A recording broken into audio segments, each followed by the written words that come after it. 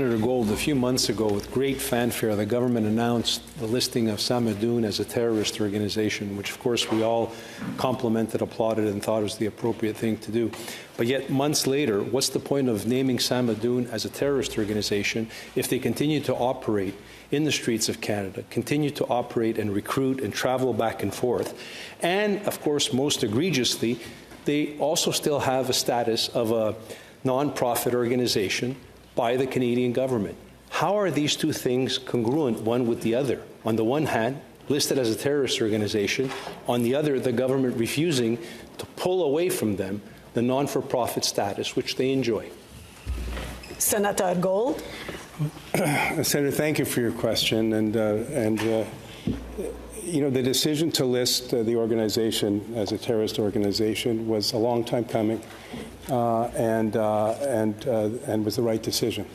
And that was within the direct prerogative of the government, taking advice, as we've discussed many times in this chamber, from security forces and others. The decision to grant or withhold or withdraw charitable status from an organization is, if I understand correctly, primarily in the hands of the CRA, and it has not been the practice or policy of this or previous governments, to my understanding, of directing them what to do. So the incongruity that you underline may very well be a function of the different decision-making authorities over these two matters.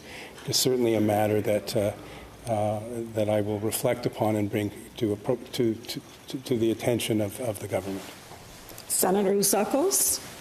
We were also enthused by the fact that it took a long time, but finally the IRGC, along with Samidoun, were listed as terrorist organizations. And I wholeheartedly agree with you, government leader, that it's not incumbent on government to direct the CRA, but it is incumbent on government to make sure that all agencies across all levels of government respect the wishes of the Canadian government when we list terrorist organizations. And we need to find, will you agree with me, and that's my question, government leader, do we need the political will here to make sure that when we list terrorist organizations, that all agencies go after those terrorists?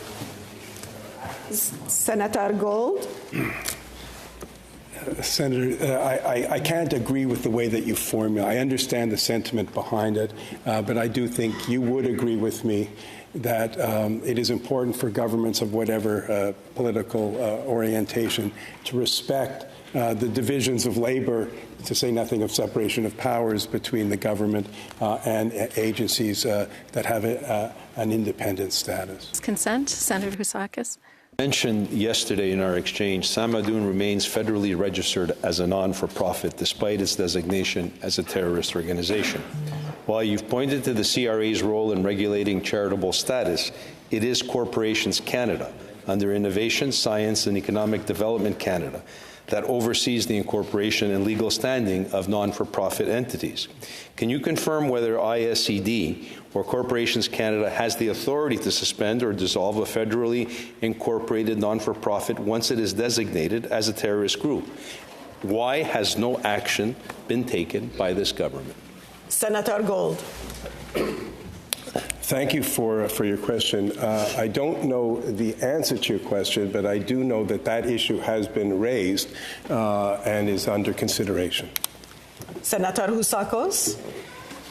Senator Gold, we need action. We don't need consideration. The minister responsible for ISED is Mélanie Joly, the same minister who, as Foreign Affairs Minister, delayed for years listing Samidoun as a terrorist entity.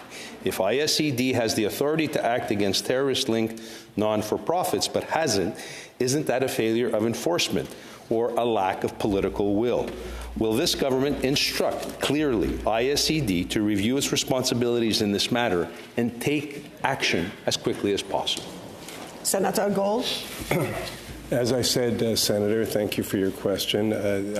My understanding is that the issue has been communicated, and I think the government will make its appropriate announcement when it has come to a conclusion.